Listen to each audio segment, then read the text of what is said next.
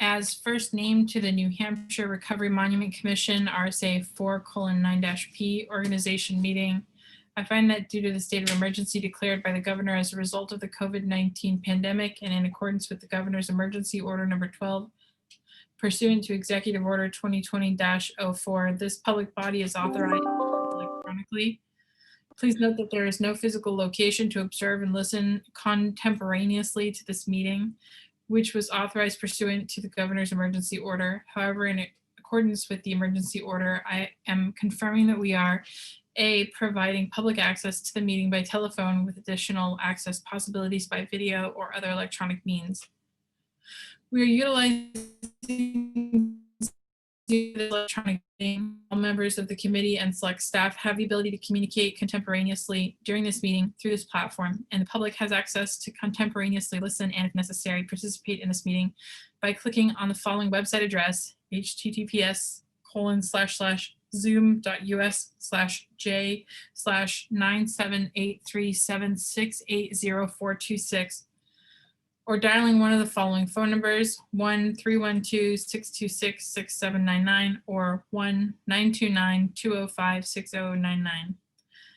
Be providing public notice of the necessary information for accessing the meeting.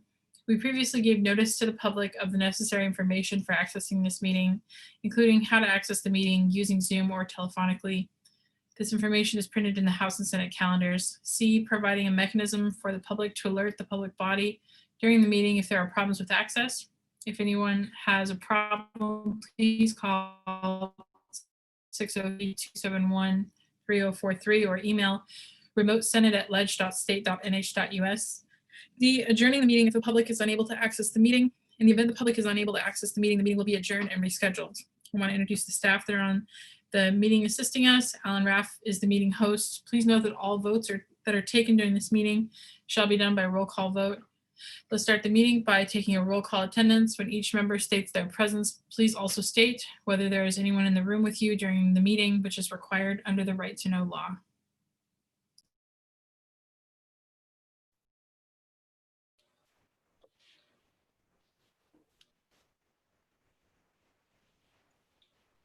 Someone's got to do the roll call attendance.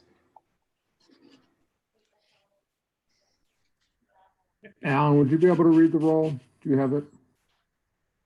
I do not have it on me. I can try to track it down. Hold on one second.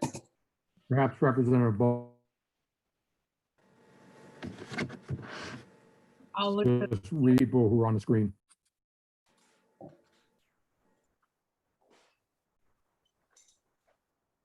All right, I think I do have it right here. I can go through it. Senator David Waters. I am here in Dover, alone in the room. Thank you. Representative Amanda Bolden. It's me, my daughter Sophia, my husband Andrew, our two dogs, Jack and Max, and our kitty. Thank you. Representative Nicole Klein-Knight. Hi, I'm here present, and my husband Dan Knight is in the room along with dogs as well. Thank you, Representative. Kathy Mata. I am here from Keene. I'm currently in the kitchen alone, but I do have kiddos home with me that are in other rooms behind closed doors. Thank you. Heather Blumenfeld.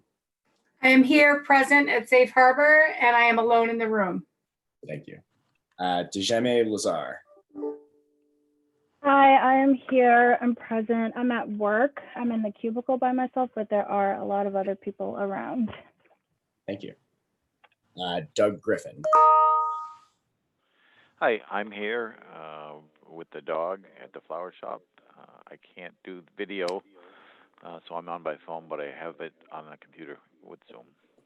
Great, thank you. Cynthia Wood. I'm here in Hampstead, alone, well, with my dog. Keith Howard. I'm here in Northfield, alone, except for my dog who smells very badly of skunk, as may I. So you can be glad this is not an in-person meeting. It's the beauty of remote meetings. Thank you. Appreciate that. Jake Berry. I'm here in my home in Manchester with my dog who does not yet smell of skunk. Sue Allen Samuel.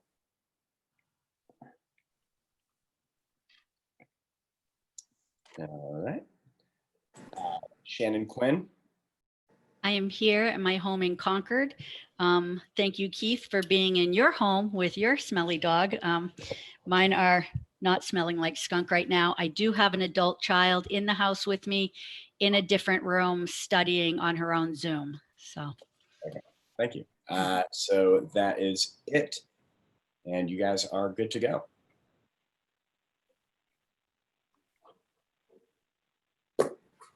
I think the things that you guys would want to do would be to elect a chair and then a clerk for the commission.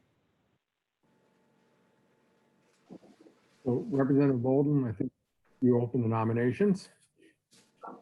I suppose I would nominate. Are you asking me to make a nomination? I asked if I was supposed to do anything else after reading the initial script, and I didn't get a response. So I'm pretty in the dark about what we're supposed to be doing from here. So, So if anyone wants to give me a directive.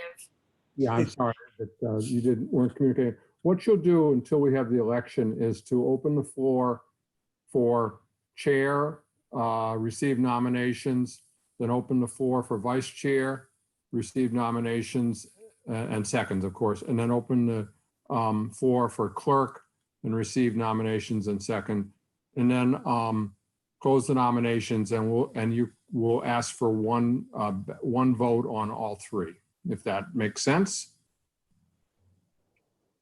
I'm taking notes. I'll give it my best shot. So I'm opening the floor for nominations for chair. I would like to nominate Keith Howard for chair. Can I get a second for that? I'll second that.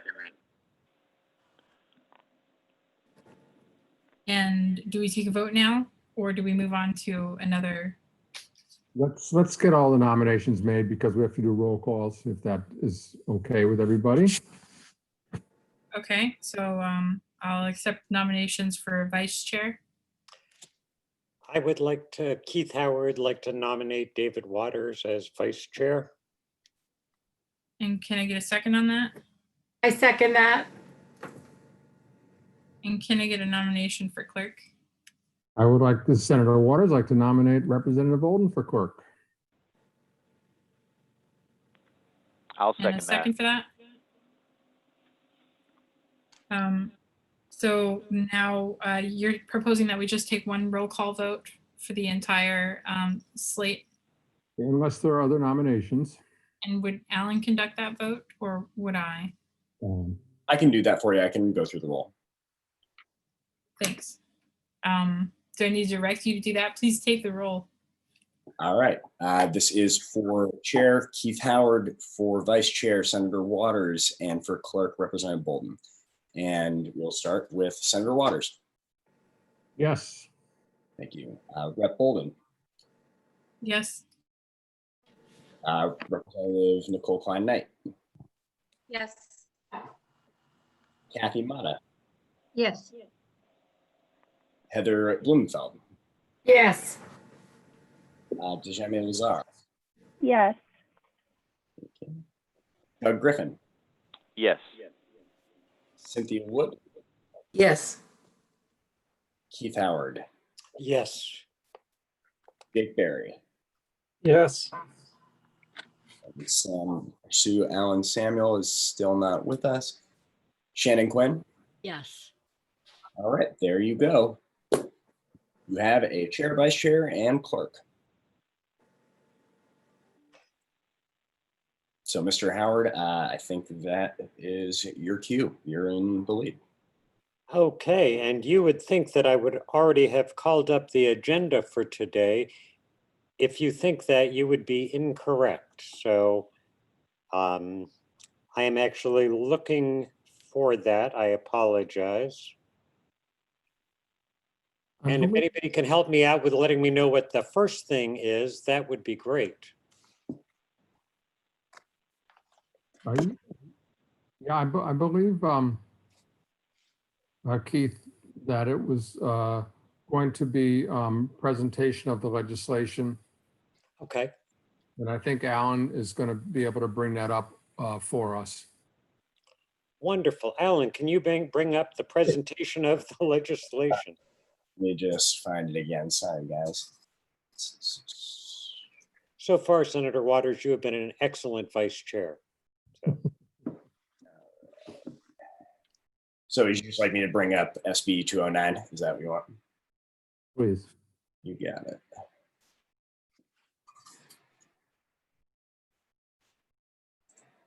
Can you guys see that okay? We can. Yes.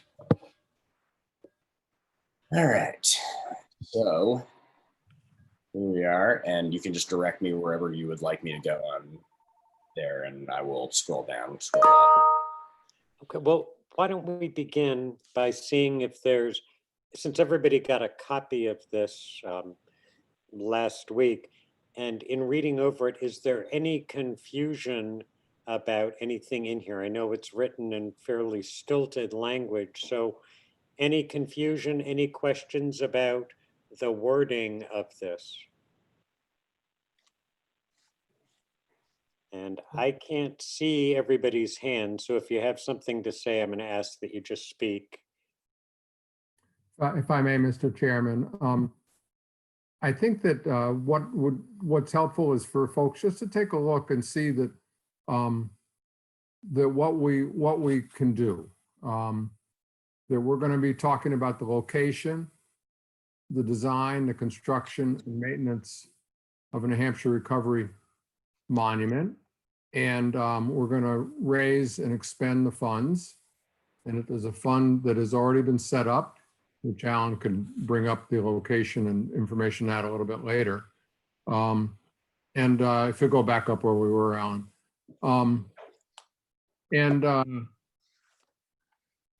You know, and we can do in-kind services. As I suspect there'll be a lot of volunteer labor on this. We seem to have lost that. Okay, thank you, Alan.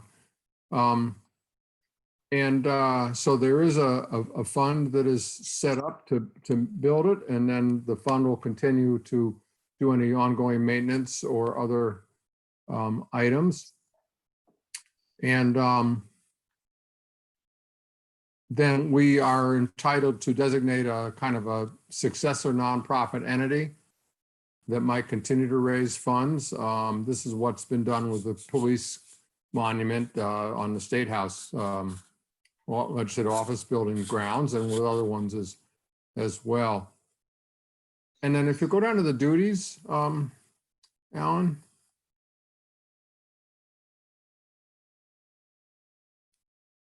So if you'll see starting there on line 19, Keith, you know, you had a lot to do with putting this together, so maybe you'd like to kind of read it through for folks. Sure, I love reading aloud. The commission shall select the location and design for the New Hampshire Recovery Monument and oversee the construction and maintenance of the monument. In selecting a design for the monument, the commission shall develop a request for proposals and criteria for the evaluation of proposals. Design criteria shall include, after public consultation with interested parties, a monument including central features of a figural, representational, symbolic, or abstract form that recognize inclusively the varied New Hampshire historical and contemporary aspects of recovery from substance use disorders, with appropriate inscriptions, and that recognize inclusively those New Hampshire individuals whose lives were lost and those affected by lost lives due to substance use disorders, with appropriate inscriptions. The design may also include an area surrounding the central monument for permanent and individual commemoration for those New Hampshire individuals whose lives were lost due to substance use disorders. The design criteria shall include, after public consultation with interested parties, an area around the central features of the monument suitable for reflection and such commemorative activities as envisioned by the Commission. The Commission shall approve a memorandum of understanding with the host community governing the siting, design, and construction of the monument and subsequent related activities. So I think the next line is particularly important. The Commission shall privately raise all the money necessary for the planning, design, construction, and maintenance of the New Hampshire Recovery Monument. Defense and indemnification, I don't think that the rest of it, I mean, you can all read it, but it's basically legal boilerplate about holding harmless, etc. So we've got to raise money, we've got to determine a location, we've got to come up with the criteria we're looking for in a design, and then put out a request for proposals to, one would suppose, sculptors or at least figure artists for what this monument should look like. So I think we should have this wrapped up by 2:15 or so, if we're very, very, thank you for laughing. Thank you. One of the challenges of Zoom is that people with dry senses of humor are oftentimes not seen when they're being humorous. So Senator Waters, did you have more that you wanted to highlight out of the bill? Nope. And Alan, maybe you could take that down so we could get back to the full screen of all of us. And, Keith, I just thought, there it is. And, we can, talk about plans and how we're going to proceed and all that. But I wondered, Keith, maybe we could just go around and have everybody, say why they're here and what their hopes are for what we can get done or something like that. We haven't really gotten to know each other very much. And we haven't gotten to know each other at all. I think that is a great idea. And I'm going to call on folks by order of my Zoom screen, just so I can keep things sort of going. So Senator Waters, you're in the upper left-hand corner of my screen. Why are you here? And what are you hoping you will get out of this? And what are you hoping you will bring to this? Thanks so much, Keith. And, I'm just so happy to be here today and to see everybody. I do wish we were in person, but, this means a lot to me, not just as a senator that the state can acknowledge this and commemorate and celebrate, but personally too. I just went past my 36th anniversary in recovering, hooray, hooray. And I just felt that, with having lost family members to opioids, and it really, for me, was an inspiration to think about, well, what can we do to acknowledge what individuals and what families have gone through, and those who have been lost, to kind of have a place to go and for whether it's for private, personal reflection or, for other ways to kind of acknowledge and celebrate and commemorate together. And, I think public monuments make a big difference. They certainly do in this state. And I just, would really hope that this could be something that really brings the recovery community and families together in the process, and then whatever we end up having created out of it. So that's why I'm here, Keith. Wonderful. Thank you, Senator Waters. So Heather Blumenfeld. Hello. Hi. Hi. I don't know most of you. My name is Heather Blumenfeld. I'm the director of Safe Harbor. We're over in Portsmouth, New Hampshire. This recovery center has been here for about 4.5 years. I initially came into the recovery community as a family member who had lost my brother to his heroin use. So I have a very strong passion to help the families that are affected by substance use disorder. We have had many members of our media community here.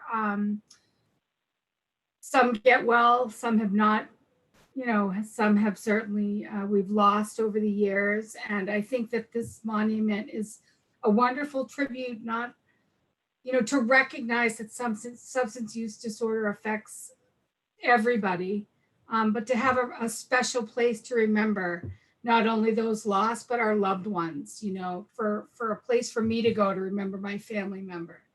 So it's really important to me. So thank you. Thank you, Heather. Okay, Representative Nicole Klein-Knight. Hi, everyone. Thank you. I was named by the speaker to join, and it's a real honor. I actually have a degree in fine art sculpture, and I have taken community courses, community outbound courses, and how monuments and public spaces affect our culture and our communities.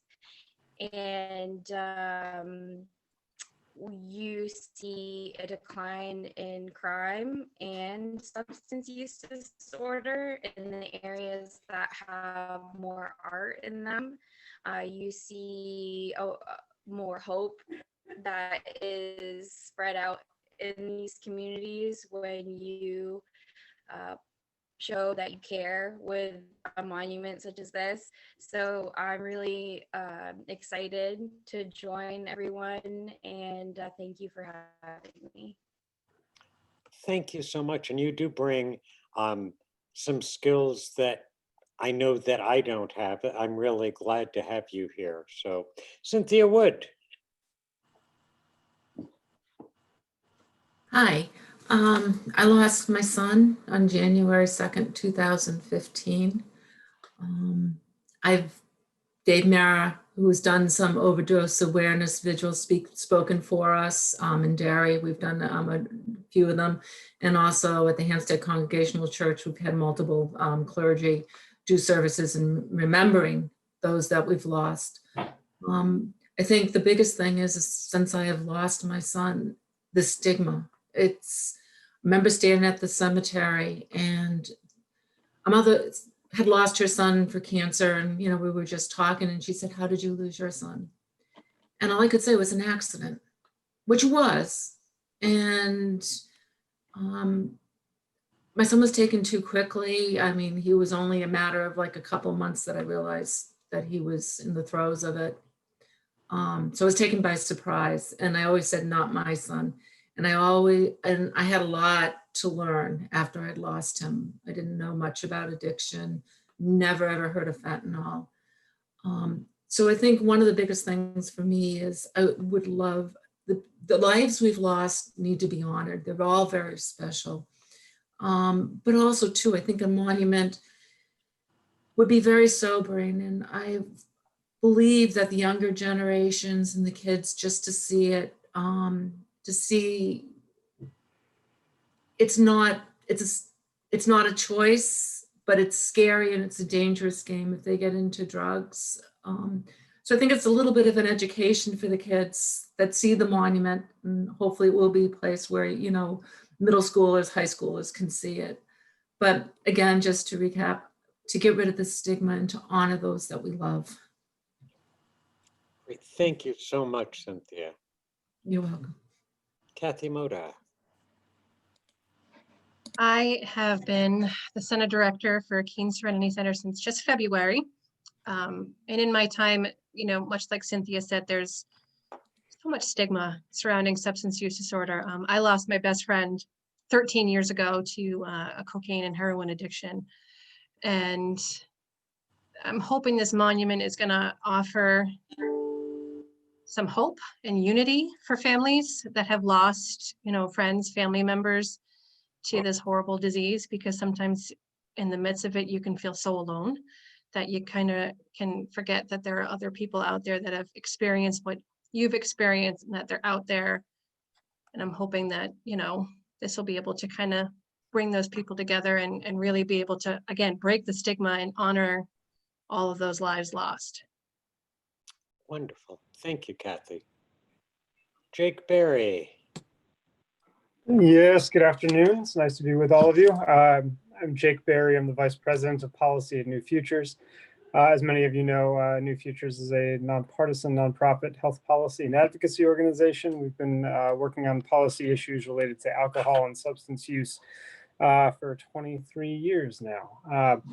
In everything that we do, we try to keep a focus on the individuals and the families who are so directly impacted by addiction and substance misuse. And obviously, the mission of this commission is very much in line with that. So we are really, I'm thrilled to be here with you and see how we can best go about honoring those we've lost and those who are still here. Wonderful. Thanks, Jake. And I think that, Jake, you point out that one of the central challenges to our mission is that we are both remembering those who have been lost and also celebrating those who have found recovery.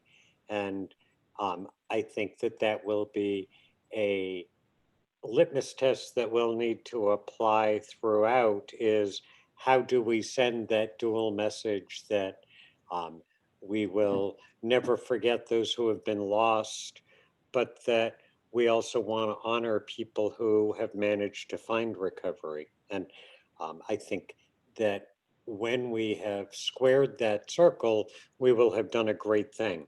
So, Representative Amanda Bolden.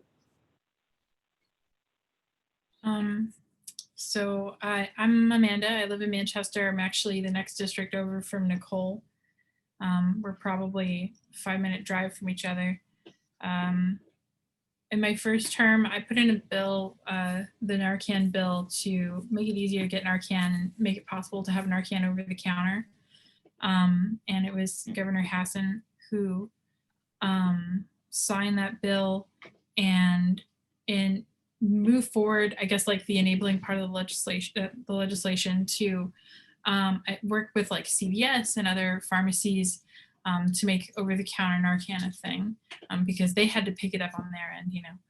And I think that was also when HHS bought up a supply of Narcan that they were distributing in the state. And the other bill I had that year was 911 immunity, which some people call Good Samaritan, but that's kind of somewhere, that doesn't matter. And 911 immunity is you call to report an overdose and you won't be arrested for possession if there's evidence for the charge of possession. And I was really happy to see the overdose death rate kind of curve downward after that legislation was put in. If you look at the monthly email updates from the coroner's office. And I've actually met people. I have a neighbor who I don't really know, and his life doesn't seem super stable, but we've talked a couple times, and I learned from him that he was suffering an overdose and his friend called because of their awareness of the immunity law. And that was kind of a cool experience to meet someone who lives next to me who was directly affected by legislation that I put in. So because of my involvement in those bills, I met folks like New Futures and Keith Howard back in the day. And I've been around. I've been working on other stuff, but my hope for this is that it will engender respect. I think that people who are dealing with addiction issues deserve respect. And I believe that the science is dated and incorrect. Like the popular views on addiction and what the experience is like for people. I think that they're pretty far off the reservation. And I think that eventually we're gonna learn a lot more about how addiction works. I think that that's probably coming within the next few years. And when we talk about stigma, I think that that's where reversing the stigma is going to come from, is understanding science better and understanding what the experience of addiction really means, and how people can move past it. Because, if you have a problem and you don't understand the nature the problem, how are we going to overcome it really. And I'm hoping that what we can create is respect for people that are suffering from this, because people didn't do anything wrong to deserve suffering from this. It's not a punishment that someone's earned, and I think that they should be respected just as much as we'd be nice to anyone else in our community. Okay, thank you so much, Amanda. And yes, back in the day, a long, long time ago. So, Shannon Quinn. Hi, good afternoon, everybody. I work for the Bureau of Drug and Alcohol Services. I was asked to be on this committee from the commissioner. I tend to be someone who likes to stay in the background at BDAS and not really offer up myself for things like this. So I'm excited and anxious to step out of my comfort zone. I've been really open with the 13 years that I've been with the Bureau. I lost my father to complications of his substance use. And just a couple years ago, my uncle committed suicide. He had substance use issues and some mental health issues. And it was really devastating to the family that he felt that was his only, I guess, last resort. So what I'm hoping with this group and with what we've been asked to do is really that we can help remove the shame about substance use disorders and let people know that there is hope out there. Like Keith was saying, yes, we're going to be honoring folks that we have lost. We're also going to be letting people know that you can recover from this and that's a possibility. So I'm excited for that piece. Wonderful. Thank you so much, Shannon. And we will try to make your exit from your comfort zone as comfortable as possible. So, I appreciate that. Thank you. Thanks. So, Jamie, can you correct my pronunciation of your name? It is Dejemi, but I do prefer to be called Jamie. I think you're the only person here that knows that. Okay, so I just wanted to make sure. So Jamie, even though it's Dejemi. Good. Correct. So Jamie, tell us your story. Why are you here? What would you like to be bringing to this group? So I am in recovery myself. I'm in long-term recovery, what I call long-term. I have done a lot of work the past year to kind of learn everything I can to help in combating this opioid epidemic, right, that's happening to us. And I recently became certified as a recovery support worker. I am now in a position where I can work one-on-one with people, and I also facilitate groups for people. So I do all these great things in recovery, but how am I honoring the people that we've lost to substance use disorder, right? And I'm not. So I'm really excited to be a part of this. I think my biggest hope for this monument is to have a place, where we can promote unity. There's a lot of things that happened. Last month was Recovery Month. And, for the National Awareness Day, they usually, the Recoveriedia does a 10,000 candles thing. And I think it would be amazing to just have a designated place to do all these things and so much more. So that's kind of what my hope for this is. And again, I'm really excited to be on this commission with you guys. Thank you. Thank you, Jamie. Doug Griffin. Well, I've spoken with several of you over the last few years. I lost my daughter 6 years ago last week to an overdose. She was only 20 years old.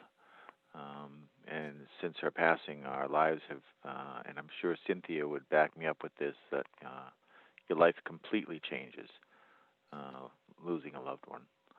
And I've had the opportunity to testify before the House and Senate, both in New Hampshire and in Washington. I was a director for the Addiction Policy Forum for a little over a year, as an employee. But I've been working with them since Courtney's passing. I see this memorial as a place where we need to be able to get 500 people to fit in there. It's going to have some square footage. I like the idea of remembering those that are lost. We need to somehow represent those that are in treatment. We need to be able to. I do a lot of one-on-one, and it would really be really nice to take someone who's in treatment and afraid to the monument and talk with them. I think that would be a great place to have a little bit of a session. But I look forward to working with everybody, and I'm excited that this is going to be a place I can go visit. Thank you. Thank you, Doug. Okay, and I'm Keith Howard. I'm a person in long-term recovery from both opiates, not opioids, because I'm too old to have used opioids. So opiates and alcohol. My life was saved 13 years ago, and it's really important to me that in addition to recognizing those we've lost, we also give hope to those who are currently using. And that's why I said that is going to be the circle that we need to square, is commemorating loss, but also sending the message to those who are currently in addiction that it is possible to find your way out, and that tens of thousands of New Hampshire citizens have done so. And I also bring to the table a kind of bizarre interest in the history of recovery. So I think I'm safe in saying I'm the only person here that has read all the proceedings of the Washingtonian Society, which was a group back before the Civil War that actually helped about 500,000 people get off of opiates and alcohol, and then dissolved. But they had groups throughout New Hampshire, and it started down in Baltimore, spread up to New England. But there is a history in this state of peer-based recovery, of one person saying to another person, I had the same issues, the same problems that you did, and I tried to solve those problems with this powder, this herb, this liquid, and it didn't work.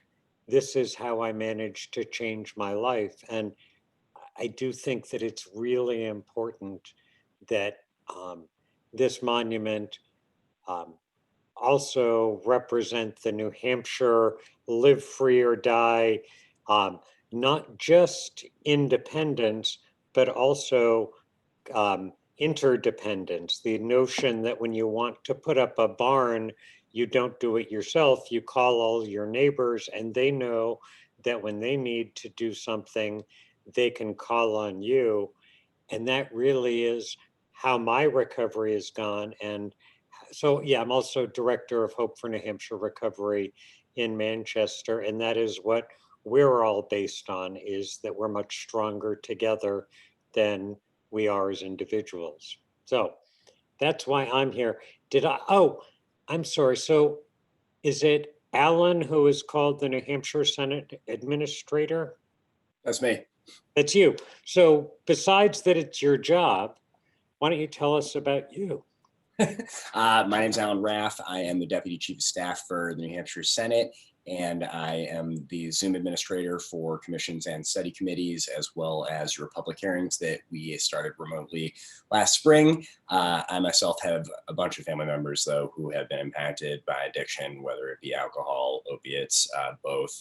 And I'm really happy to see some work being done on it, because I've lost family members too. So I thank you guys for your work. Thank you. Okay, so I have an idea that we're probably going to need to set up some subcommittees to look at the different areas, the funds, the location, the design, etc. But I am certainly, I would like to have a more open discussion since we've got this huge project ahead of us. Just any initial sense of the best way to proceed. So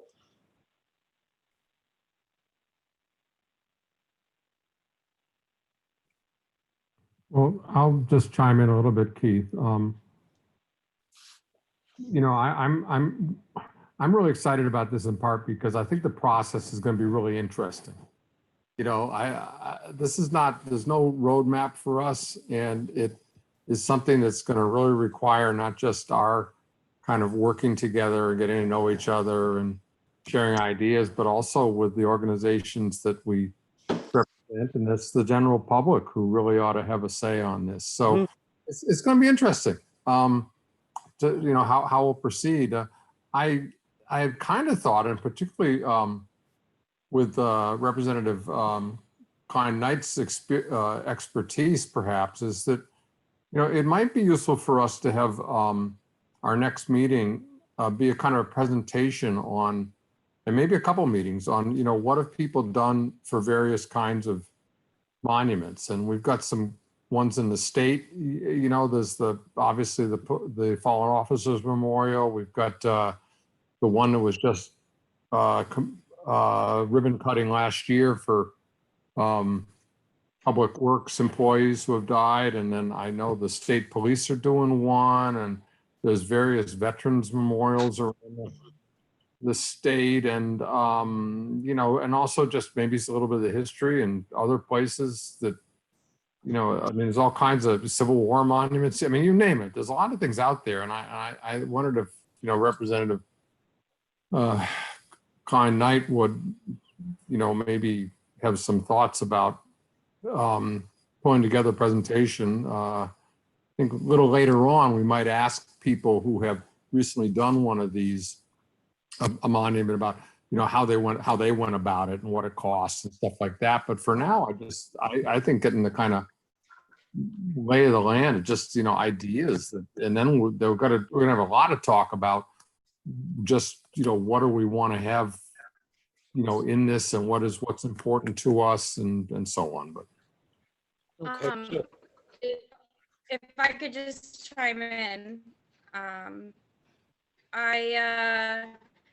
think that is a great idea. I think that people should start looking at examples, a little bit of homework, and then we come together next time and you show us what you liked of certain things, and really know that we can take advantage of a whole space. So we might not have a big corner to work with, but you can use the wall or get businesses to offer up certain parts of, you know, whatever the space is connected to, and it can really make it seem bigger than what we have to work with. Also, you want to think about materials. If you want to have recycled materials, that could really cut down on our costs and give us more funding for other parts of the environment, like plants or trees or benches. So you really have to think about where do you want your money going to in terms of materials. So we could make a whole monument out of, you know, recycled cups. It doesn't sound exciting, but a sculptor can make that look exciting. So, you know, those things you should think about when you're thinking of ideas, in terms of the material can be really expensive. So you might have a smaller monument if you chose a really expensive metal to work with. Okay, so So I'm sorry, I have another idea, because I don't want to take over, but in terms of you know, proposals, if after we brainstorm all of our ideas collectively. Oh. Sorry, is my internet not working, or is I can't tell. I don't want to take over the meeting. Oh, you're not taking over the meeting.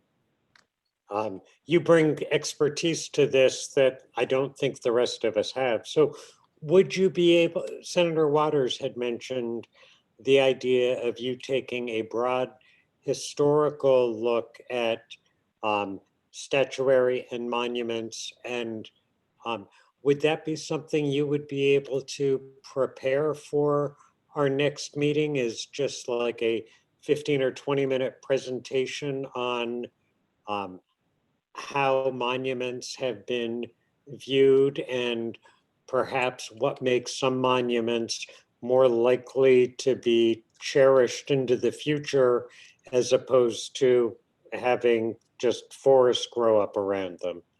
Is that a sensible question? Yeah, I think, let me repeat back what I think, how I understood it. So many different options of what has been done in New Hampshire already. Would you like to explore what they do in other areas of the country, and in some places that might be working specifically for recovery monuments, and what they're doing maybe in other parts of the country would be interesting. But just a slew of options for you guys to look at. Is that what I'm hearing? Yeah, and I don't think we're going to find much that's been done about recovery per se. I did look around a little bit. So, and I think that at the start here, let's let the sky be the limit in a way. I mean, let's, and it could be going back quite a bit, a fair amount of time, and what's been done, whether for monuments, for veterans, or for fires, or individuals, or other things like that. So I mean, I don't think I think it's just a kind of notion of what do monuments do, what do they try to achieve, and how's that been done in some examples from elsewhere. As far as the state goes, I think some of the we've got some pretty clear examples in the state. Some of the more recent ones have been the African Burying Ground monument in Portsmouth, which has functioned spectacularly in terms of inviting the public in. And we have the Police Fallen Officer Memorial at the Legislative Office Building. I mean, there are a few that are, and there's some veterans ones that have been done around the state. So, I mean, anyways, I'm just was trying to think that, yes, some of the things that are familiar perhaps to people in New Hampshire, but then just a kind of a sense of what have historically have monuments done or tried to do. Yep. Yeah, I grew up in Durham, and I know the monument to the Oyster River Massacre when I was a kid was not particularly central to the town. And then at some point, and I don't know what the effort was, but at some point it did become much more central. It's right down on Oyster River as you're driving over to Newmarket. But I would be interested also in knowing about what seems to give monuments the juice to be able to become central to an area, instead of simply being things that there's a ribbon cutting for, and 3 years later, nobody really remembers what it was about. Does that make sense? Yes. So if you could put in 20 minutes a history of monuments going back to the Oracle at Delphi, then if you could figure out what it is that makes monuments successful and last for generations, and distill that down to 20 minutes and give some examples, that would be great. That's not too much to ask, is it? You got it. I'm on it. I get paid the big bucks. So, and I did like your idea. May I call you Nicole? Yes, please. Okay. I did like your idea, Nicole, of having all of us have homework. And so what I'm going to ask is that each of us come to the next meeting with 3 examples of monuments that we have been particularly struck by or that have share with the rest of the group. And I don't mean by using the word share, I know it sounds like daycare. That's not what I mean. But there are different ways that different monuments affect each of us. So if each of us can find 3 monuments, and they don't have to be in the United States, they don't have to be for anything in particular. But I know that, for example, last summer, I spent about 10 days walking Hadrian's Wall in the north of England, and there were lots of Roman monuments along that wall that marked the edge of the Roman Empire. And there were some that really moved me so that I spent half an hour or 45 minutes in the middle of this 8-day hike, just kind of sitting and meditating. And then there were others that I looked at, said, oh, what do you know? And didn't even break stride. So for at least one of the monuments I bring to our next meeting will be something from that hike. And I think that because we don't have a time constraint here in particular, I think it's really good if we start off with the broadest view possible instead of trying to narrow down to where's this going to be placed, like within the first 3 meetings. There's a lot of planning that we can be doing that doesn't block off our options. And part of what we'll be doing right now is just thinking about what do monuments mean? Why do we want any monuments? And what are, once again, the assignment, if I had a blackboard, I would, or Senator Waters, given your experience, perhaps you should be giving this assignment. But 3 examples of monuments that particularly have grabbed us or moved us. Any questions about your assignments? Okay, and I have a question, Keith, and it's really to Alan. It's kind of 2 related questions. First, Alan, if people were to send you images, would you be able to bring them up for us at the next meeting? Yes, absolutely. Okay, so I think that, and Keith, I don't know what you want to do. Do you want to have people send things to you and then you would forward them on to Alan? I think it makes more sense to have them come through the commission and then ask Alan for the next meeting to put them up. yeah, so if everybody could send me, so we will now revise the homework. Please send me 3 examples of monuments that have moved you, and then be prepared to speak very briefly about them at our next meeting. Send me the images and then I will forward them to Alan, and then we can have a guided tour through the best monuments as determined by we dozen people. So, and these could be links so that if you didn't have your own photograph or something, you could Right. send a link and Alan could click on the link and bring it up for us at the meeting. yep. No problem. And it looks like Rep. Bolden has her hand up. Oh, okay, I didn't see that. Representative Bolden. I just wanted to mention that the land next to New Hampshire, where Keith is owned by a railroad who is not going to develop the land, and the land doesn't seem to be developable.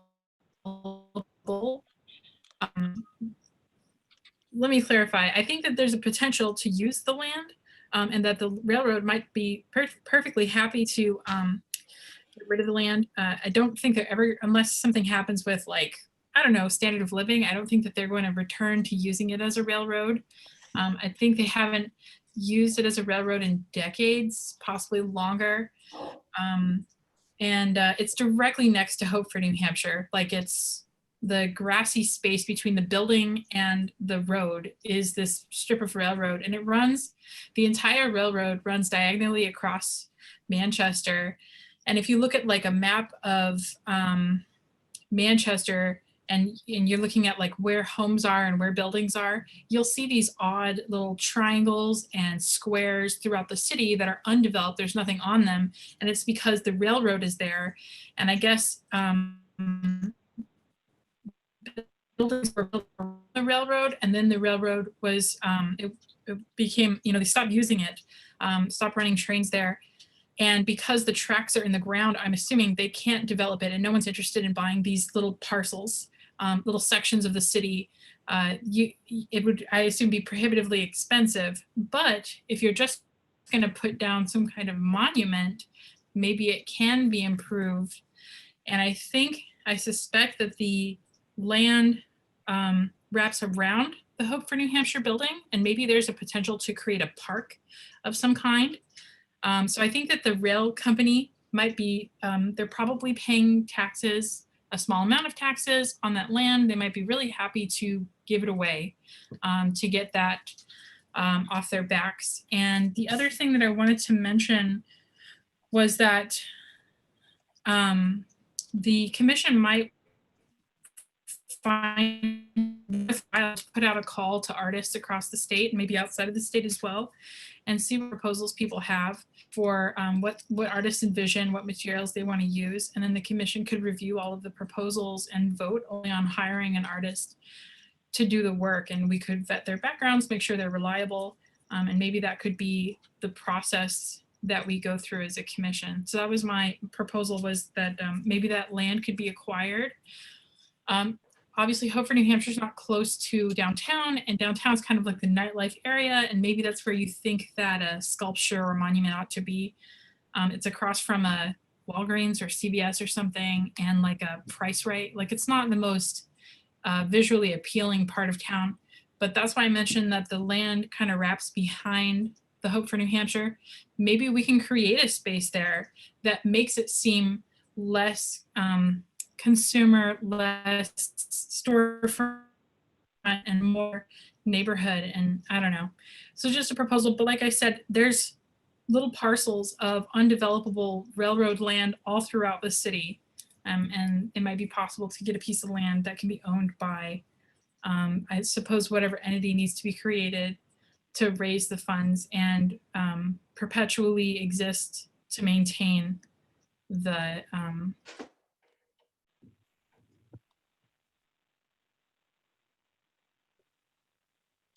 Are you still there, Amanda?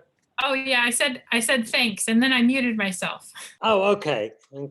So I think that is good information to have. And as we move forward looking at location, I suspect that in addition to Manchester, there are probably lots of communities that have got little bits of land that we could look at. And thank you for bringing up that as a suggestion. And I agree that putting out an RFP to artists will make sense. And I think that that is actually outlined in the charter. David, is this called a charter that we're acting under, or what is this we're acting under? Duties. What is duties of the commission?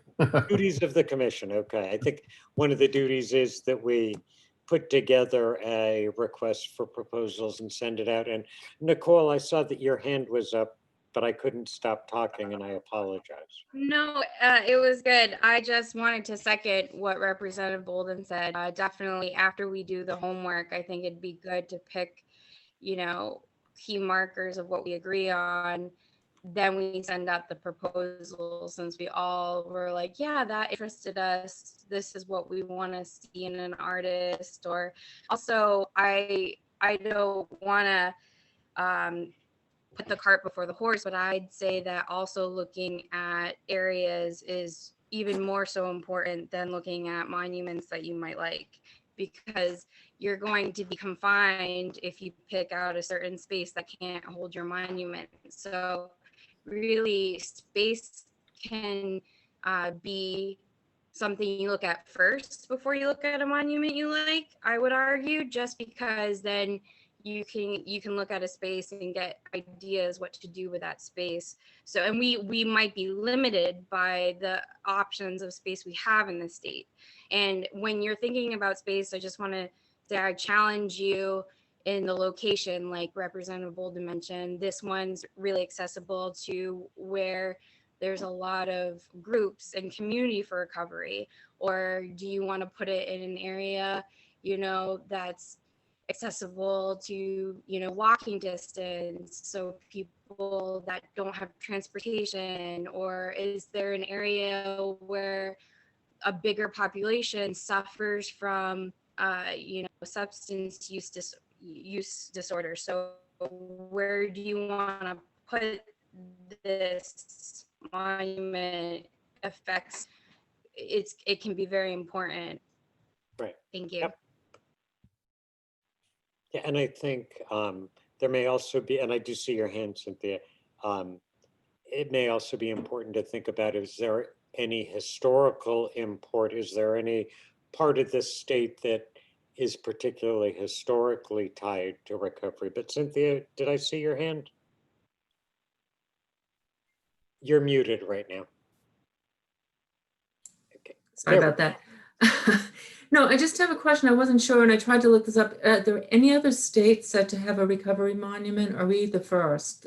If anybody knows. I don't know, but David, you had done some research. Yeah, I'm not aware of any other that has done this. The slate is blank, folks. And we get to be first in the nation, I think. Okay. I mean, I should, there are some, there have been some murals and there have been some temporary displays. But that's, as far as I know, that's kind of the thing that's been done so far. So then we've talked a little bit about location, talked a little bit about design. We haven't talked about fundraising. And if this is in fact the first spot in the nation, that offers us some fundraising opportunities because we are set apart and might be able to get some national attention leading to national money for this, depending upon what it is that we want. So, and I'm reading over David's message to everybody. I'm just answering Jamie's. Oh, okay. Okay. Yeah, so so of the three parts of this, the design, the location, and the funding, we've heard some good stuff about design, some good stuff about location. Any thoughts? And I know that it all depends on how expensive this is going to be, but any thoughts about fundraising for an activity like this?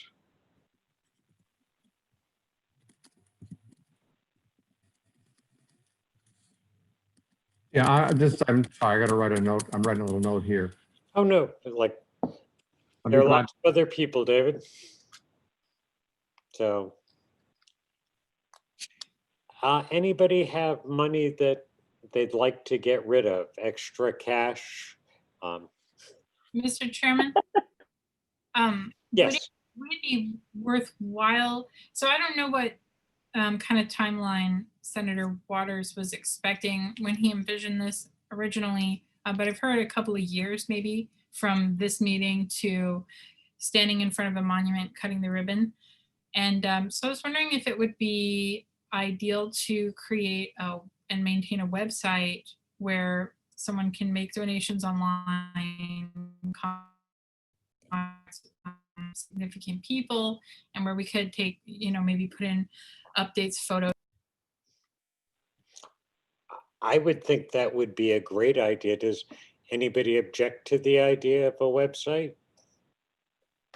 And I wondered, Keith, you know, since this is not a legislative commission the way some others are, although the fund is located in HHS, that would one of the recovery organizations like to host the website for this commission?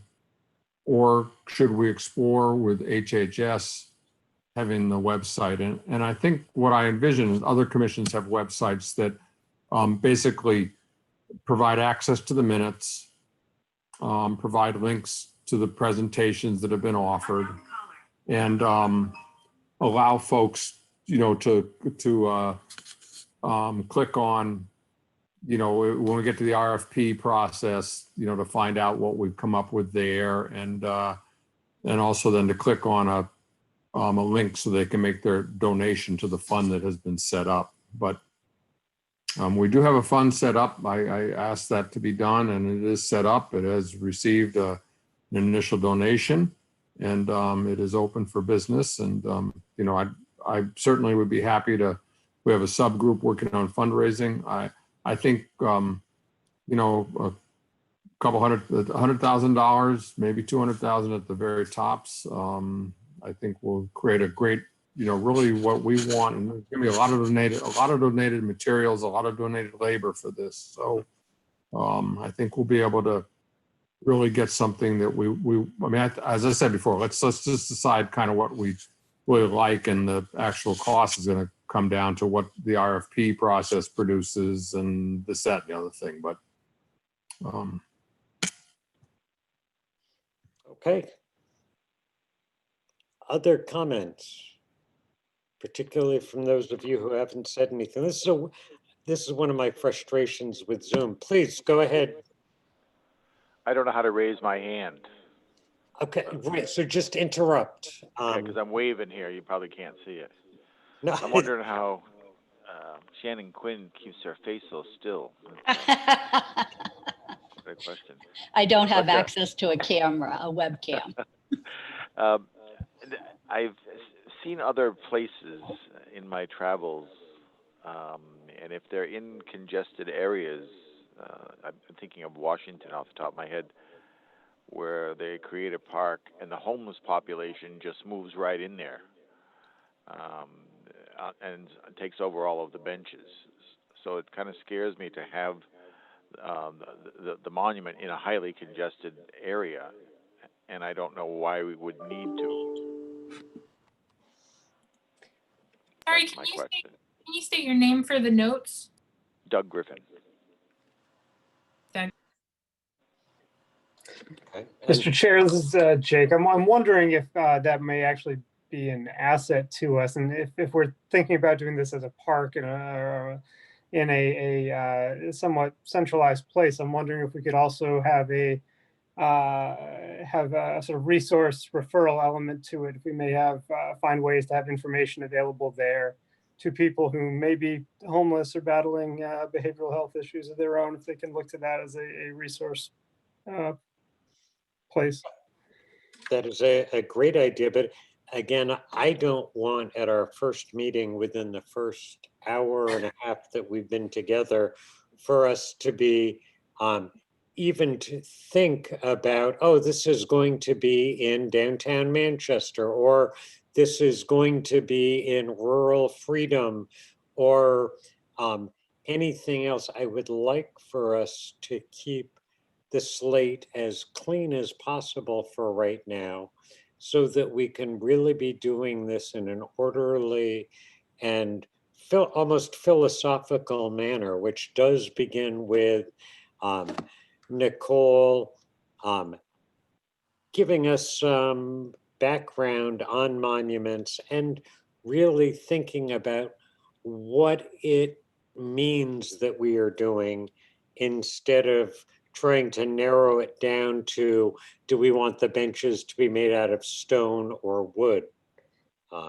So I may be a pain in the neck, but I would like to keep things as broad as possible, at least for the first few meetings, because there will be plenty of time for us to bicker over how many handicap spots there should be. But right now, let's be trying to think big picture, transcendent instead of the problems of the imminent, if that makes sense. This is Shannon, and what I'm thinking, with the homework that we've been given is not only to submit. There's monuments that you like because it's just aesthetically pleasing to look at, but maybe there's something you like because of the way it makes you feel when you're there. Maybe it's not so much the bronze or the stone statue, it's the ambience of the environment. Maybe there's some running water, or maybe, so if we can think too of what we're trying to say with not just the monument, but with the whole space itself, and how we want it to evoke a feeling with people.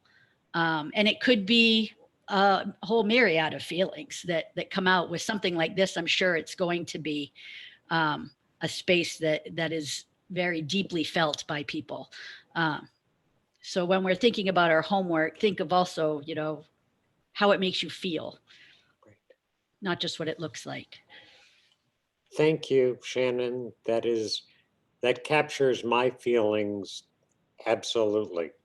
That I don't want to sound like a new age nut or any other kind of nut, but I do think there's real spiritual significance to the choices that we make. And if we're trying to create a space where there is remembrance of people lost and also recognition that change is possible, that's more than simply saying, where's the easiest space and what would be a quick and easy way to do this. We're hoping, or at least I'm hoping, that this monument might be hitting some people some of the time at a time when they're able to change, and that this might be what helps to nudge them into recovery, not just a place that you go and you say, oh, that's nice, and then wander on. So, and I apologized before for being hard. Now I'm going to apologize for being preachy. Please forgive me for giving that little sermonette. But I do think that each of us is here with a sense that we can make the world a better place through the actions that we're taking now, and that we can help to change lives. So, okay, so having sounded all philosophical, now I'm going to sound very practical. Do we want to have subcommittees focused on each of these three areas? Is like, once we've spent time looking over and discussing what we would like in general, will it make sense to set up subcommittees around funding, location, and design? Or thoughts on that? I wonder if we want to wait a couple meetings for that. Great. Any other thoughts? Anybody who's dying to be a subcommittee chair?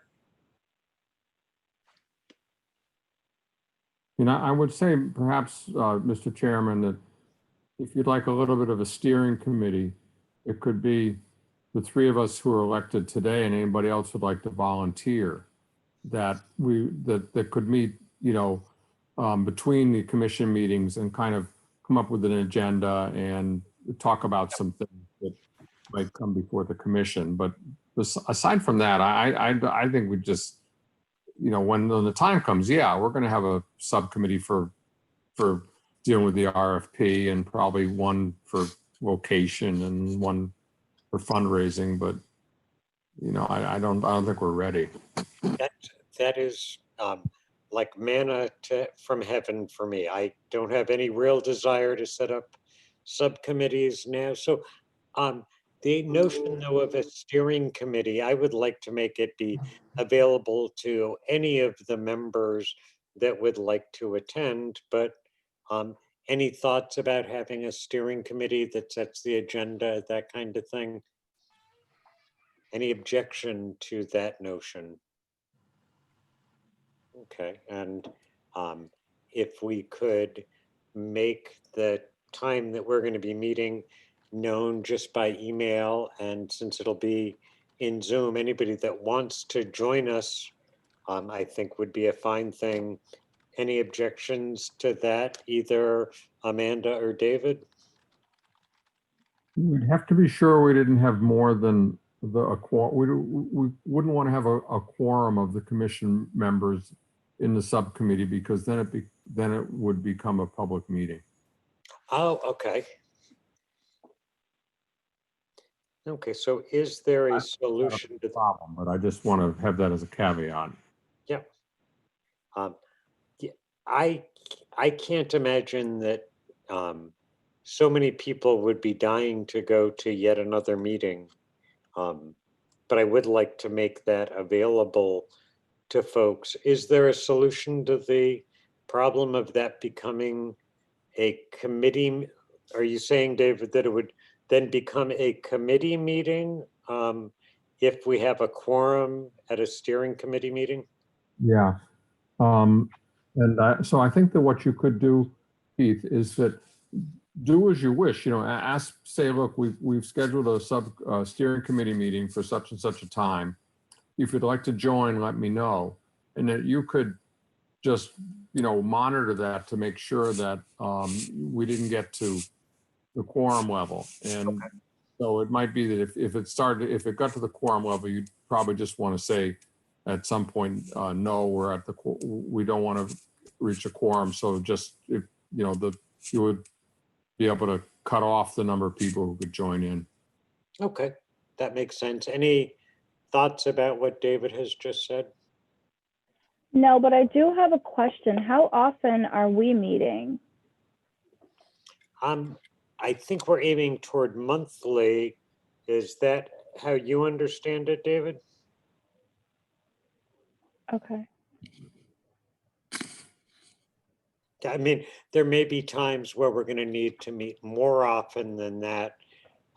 For instance, when we get in a bunch of proposals, it may be that we will need to meet, on a bi-weekly or even weekly meeting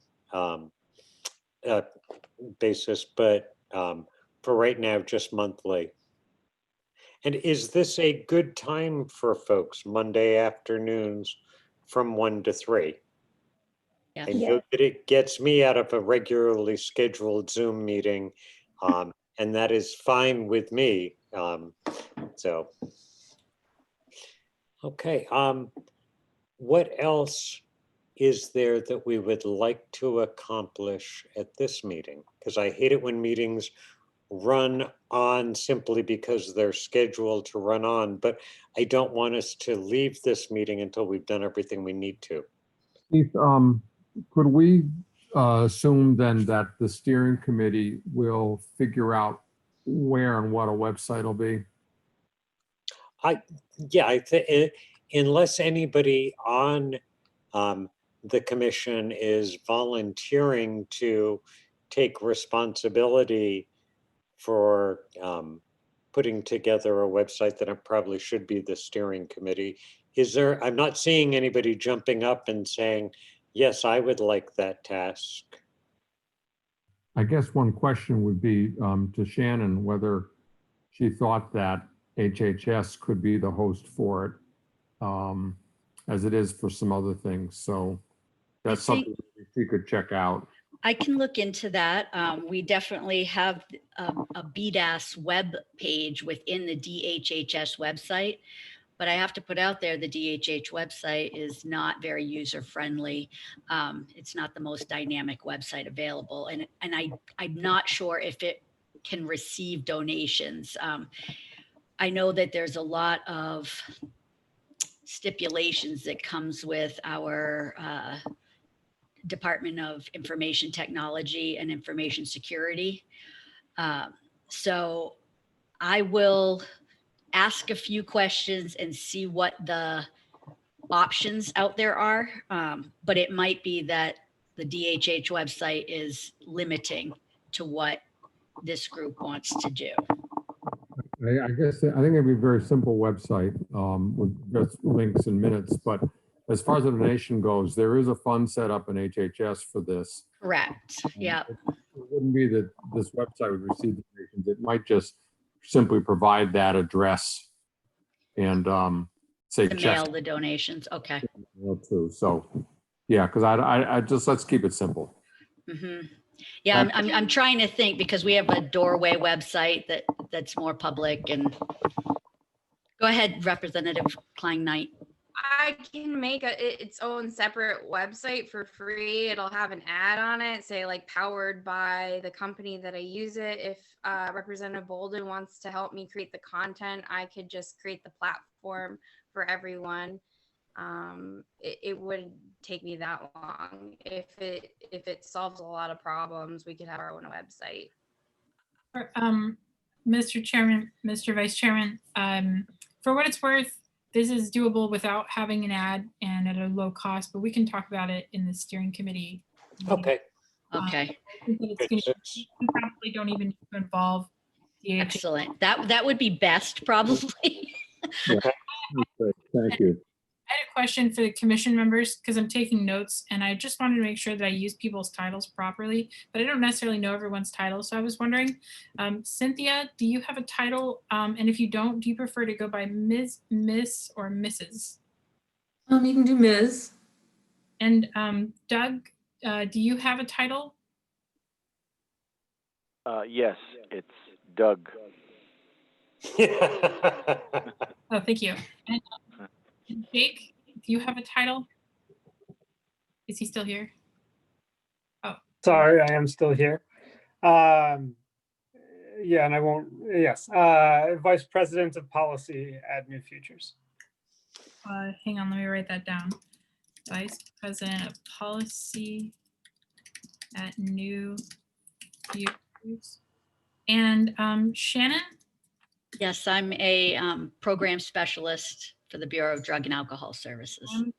Specialist for the Bureau of Drug and Alcohol Services. And is it Ms., Mrs., or Miss? Ms. Ms.? Yes. And Jamie? Yeah, hi. I'm a CRSW and it's Miss.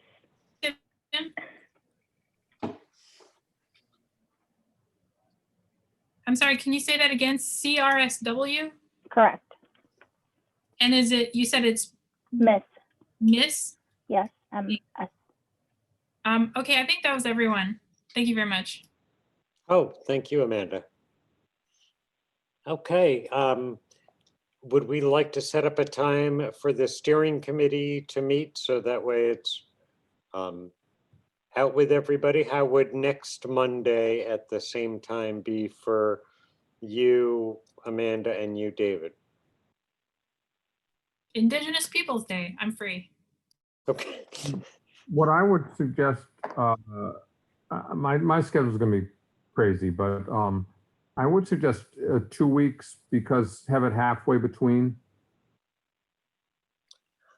I don't know if by next Monday we might be quite ready to figure out what we're doing, but that's up to you all. Okay, and 2 weeks from now is not good for me because I do have an recovery center directors meeting every 2 weeks and I'm missing it this week, which makes me happy, but at some point that would be a problem. So is there another day I can do next week if you want. And just a question we haven't done anything like that on the Senate Zoom before for a steering committee. Is this something that you guys are planning on setting up a conference call or something like that? Because we are leaving times open for other commissions to meet. And I can do it through Hope's Zoom account. Okay. So. Yeah, that'd be best. Okay.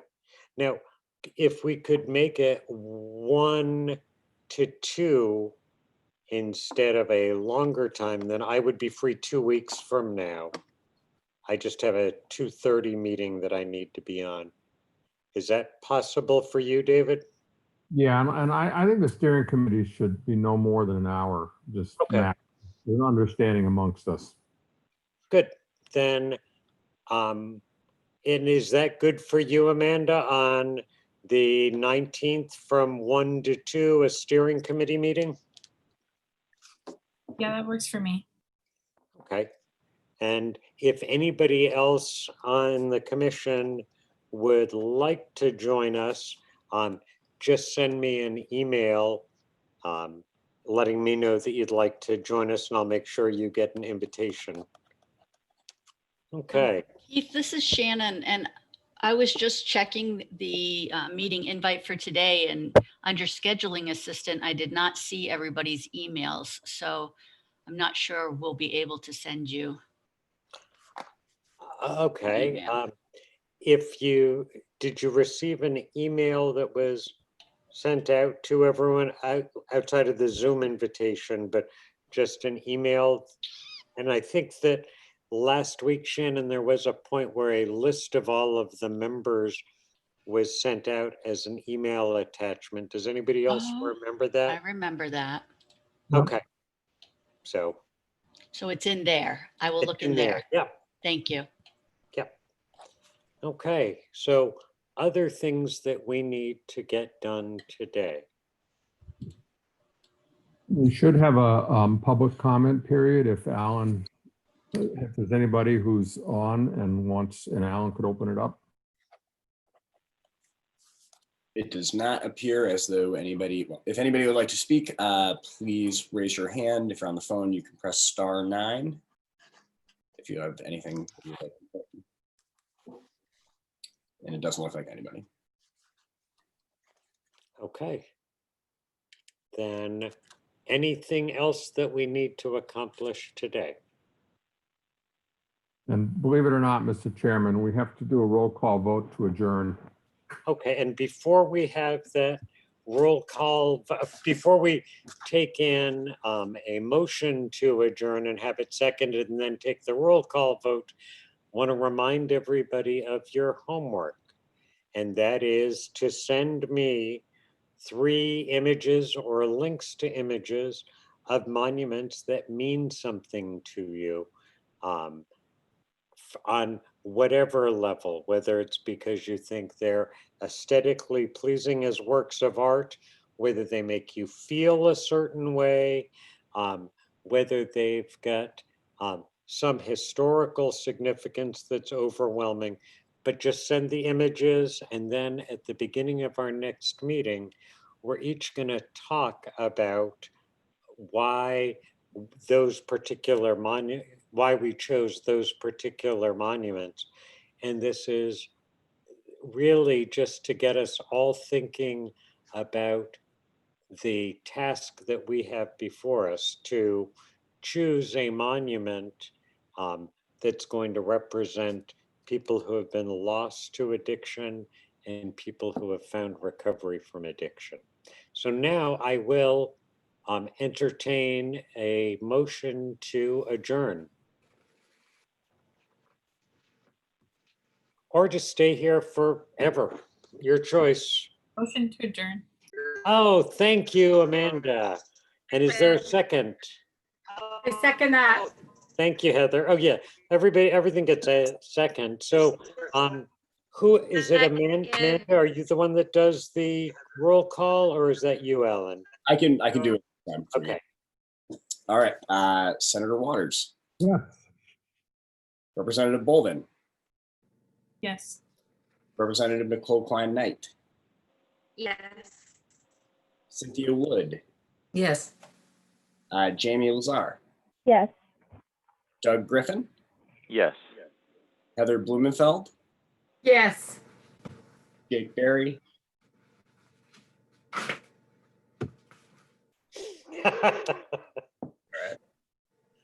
Jake is Sorry, yes. Yes. Sorry. Kathy Mata. Yes. Keith Howard. Yes. Shannon Quinn. Yes. And Sue Allen is not with us. That is it. You guys are good. Okay. Thank you Fly all. away, everybody. Goodbye. Thank you, everyone. everyone. Bye. Thank you.